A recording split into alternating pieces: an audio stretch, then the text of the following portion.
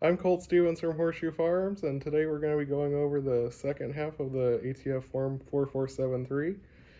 This is going to be covering the FFL portion of the form. Um, if you're a customer, you shouldn't be filling this part out. This will be handled by the guy across the counter for you. So we'll get right into it.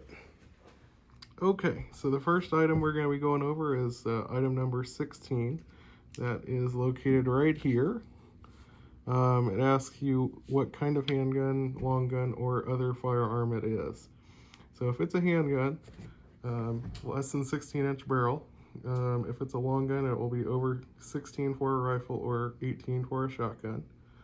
Or if it's an other, it will be a lower receiver, or it says frame. If you're buying a Mossberg Shockwave, that'll be an other. As well as if you're picking up your suppressor after your Form 4, that will be an other indication in this blank right here. So next, item number 17, it says if the transfer is at a qualifying gun show or event, you'll have to name the function and the city and the state. So here, the closest gun show to us, the Asheville Gun Show, we'd have to indicate Asheville, NC, and the city and state blank, and the name of the function. That would be the name of the gun show and probably the date for that blank right there. Okay, number 18, it asks for identification. So in this case, what we typically see is we would see a North Carolina driver's license, so that'd be NCDL in this blank right here.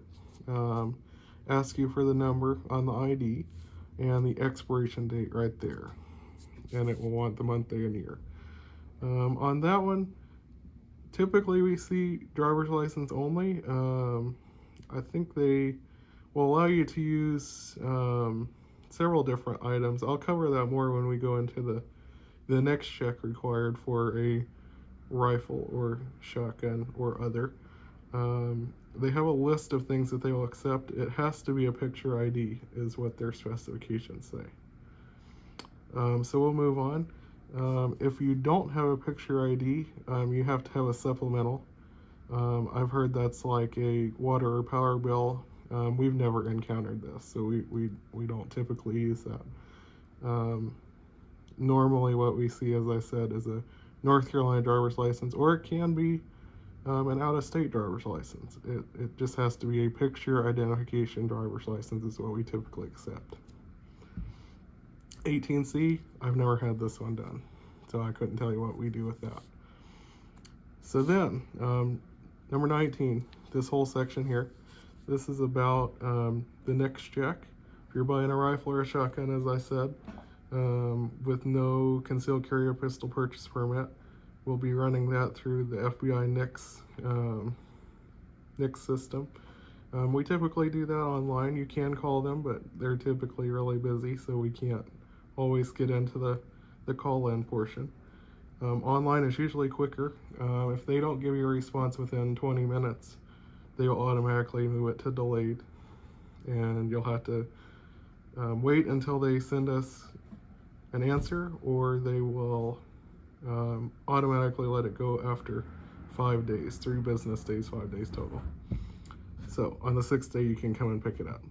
But we'll go over what we would put here. So we would put the day that the next check was initiated right here, month, day, year. The NICS number, that's viewable on the NICS site as soon as you put in the information and what the result was. So you can get proceed, denied, or canceled, and then there's delayed. So typically you'll see proceed or denied, that's the 2 big ones.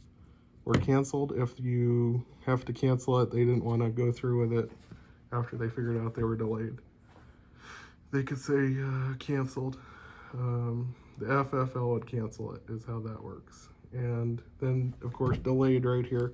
If they go beyond 20 minutes and they don't have enough staff to check it out, they'll just indicate delayed and give you the date that it's eligible to be transferred right there. So then, if it's delayed, or they didn't have their documentation or anything like that, you'll indicate here what response you got from NICS. So if it was proceed at a later date, you indicate this box right here and the date that it was marked proceed, or denied and that date right here, or canceled and that date right there. Or if it's just open and there's no response after 5 days or 3 business days, indicate this box and it's ready to go. So 19E, that is if you indicated no response and then they gave you a different answer after the 5 business days, or 5 total days, 3 business days, you'd indicate that here, what happened with that transaction. And then if you call it in, you can ask for their Brady identification number, indicate their name and number right there. You don't have to, it just kind of helps with the process if you want to indicate that for a later date. And then if you're working in an FFL, you can always put the name of the employee that completed the next check just for record keeping in case something happened with that particular form. So that's the next check. Item number 20. If this was part of a NFA application, so if you're buying a suppressor, you can't take it home the same day. So what they do is after the 9 or 10 months that you're having to wait, as of this year, what we've been seeing is about 10 months, instead of running a next check, you'll indicate this box right here that they've already completed your background check approval for this this transaction. So then, this is the next most common thing. This portion right here, number 21, we're talking about what permit did you have. So typically it's North Carolina pistol purchase permit or a North Carolina concealed handgun permit, concealed carry permit, interchangeable term. NC PPP or NC CHP is what goes in this blank right here. If you're buying a pistol, you'll have to have one or the other.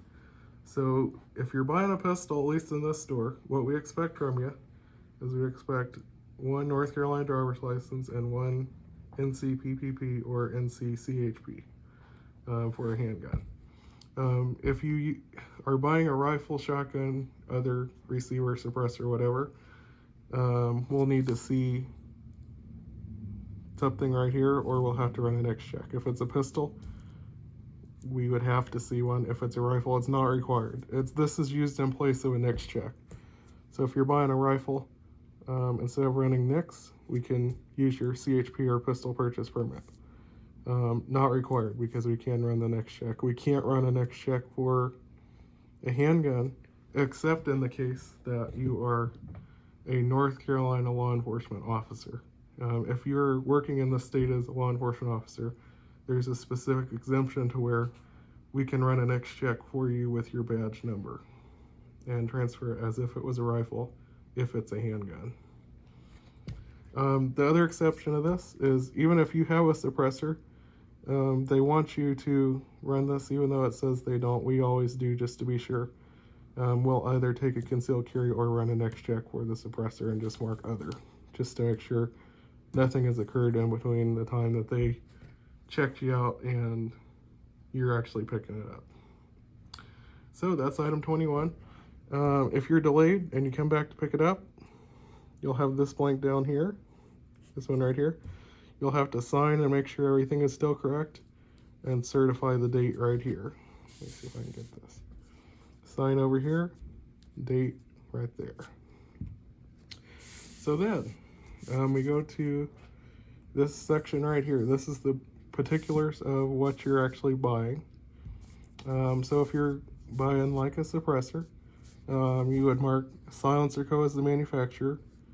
Let's say it's a hybrid suppressor. So that would be model is hybrid, serial number, which is indicated on the item itself. Type would be suppressor or silencer. And in the case of the hybrid, this is a caliber .46, 46 caliber. So that would go in this blank.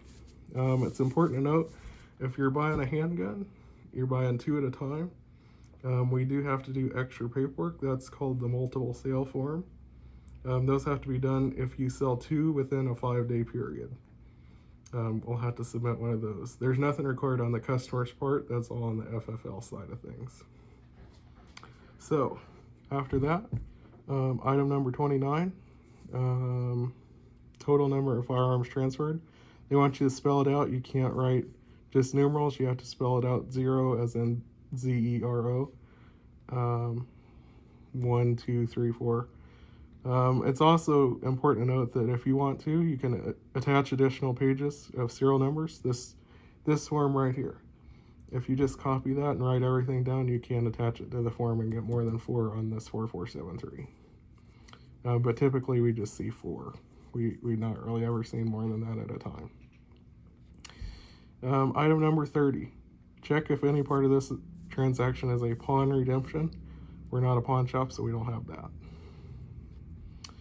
Item number 31. This is a record keeping blank. If something happened, like you had 2 things filled out here, but you scratch out 1 because the customer decided they didn't want to take 2, they just wanted 1. You'll have to go back and fix this here, go from 2 to 1, scratch this out, initial, and then indicate what happened. Customer didn't want both, they just wanted 1. Item number 32. Check if this transaction is to facilitate a private party transfer. So, if you go to the gun show, and let's say you're trying to do a private party transfer, but you don't know if the guy that's taking it, that's the buyer, not the seller, the buyer is a felon. So you ask an FFL to perform a private party transfer right here, just to check if they will pass the next check, which is required. If you sell to a felon, that is a felony. That is not, that's illegal. You can't do that. So it really covers you to have an FFL perform the private party transfer for you. Here we charge $25 to do that. What you do is you'd bring in your gun and you'd bring in the seller and the buyer, as in you yourself, the gun, and the person that's buying it. We don't have to do any of the money part. That's between you and the buyer. We just take the $25 to perform the next check for you and fill out this whole form for you. That protects both of you. That's a paper trail, as in if at a later time the buyer commits a crime with it, you're covered under that because you did it legally. It's after it leaves our store, it's in their hands. What they did with it is their business. That's attached to them. So this legally protects you. I'm a strong advocate of the private party transfer through an FFL. That's really a good thing. So here, item number 33, you'll stamp your address, trade name, all that here. And here we'd normally have our FFL, but this is scratched out to protect our license number. But that's what we stamp on every form. And that's an important reason why we don't let these forms go out the door. They have our FFL number, which could be used by a private party to facilitate an illegal transfer. If you present just the FFL, you can pick up a gun in any state as you'd be impersonating an FFL if you used that number out of state and acted as if you were part of the business. Now I see that a lot.